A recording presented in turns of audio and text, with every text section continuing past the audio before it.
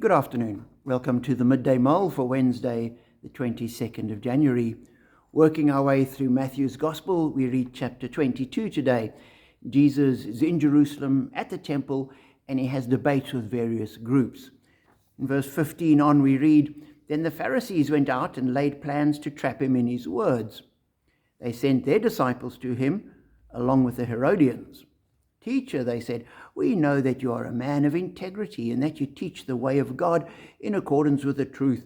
You aren't swayed by people because you pay no attention to who they are. Tell us then, what is your opinion? Is it right to pay the poll tax to Caesar or not?' But Jesus, knowing their evil intent, said, 'You hypocrites, why are you trying to trap me? Show me the coin used for paying the tax.' They brought him a denarius. And he asked them, 'Whose image is this and whose inscription?' 'Caesar's,' they replied. Then he said to them, 'So give back to Caesar what is Caesar's, but to God what is God's.' When they heard this, they were amazed, so they left him and went away." A story that is always encouraging and challenging and helpful. In it, Jesus confronts an issue. Now, clearly, the question they posed was a substantial issue at the time. Do we pay this poll tax or don't we? For the Jewish people, it was a religious question about the authority of Caesar. It was a national question. It was a political question. It was a religious question. And here you have religious and political opinions rolled into one. And so it becomes quite a touchy issue. And they challenged Jesus with it. From their opinion, if he said, yes, pay the tax, all the Jews would say, oh, you're a collaborator. If he said, don't pay the tax, the Romans would say, you're an upstart and a revolutionary. And either way, he would lose. They thought they had him in a no-win situation. But Jesus' answer is interesting because he almost sort of raises the question above the politics and the economics of the day. And he says, well, if it's Caesar's, give it back to Caesar.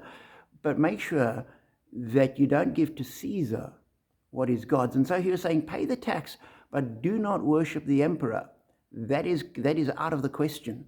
And so he was challenging the status quo in that regard, challenging the emperor's claimed divinity. But he was also not undermining the order of the day and the system that kept things running.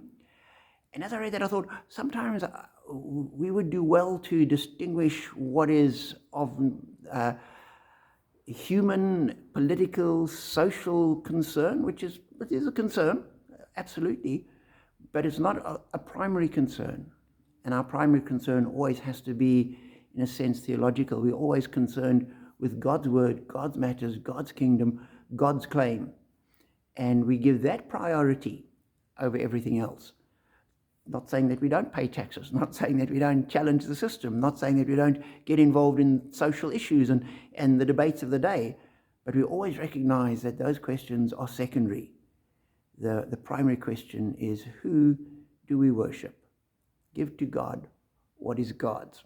The other stuff will sort itself out in some way. So be encouraged as we go through life to focus on what is God's, to do the rest, to debate where necessary, but to always be clear and that the central issue is, who is God? What is God's? How do we give to God what is God's?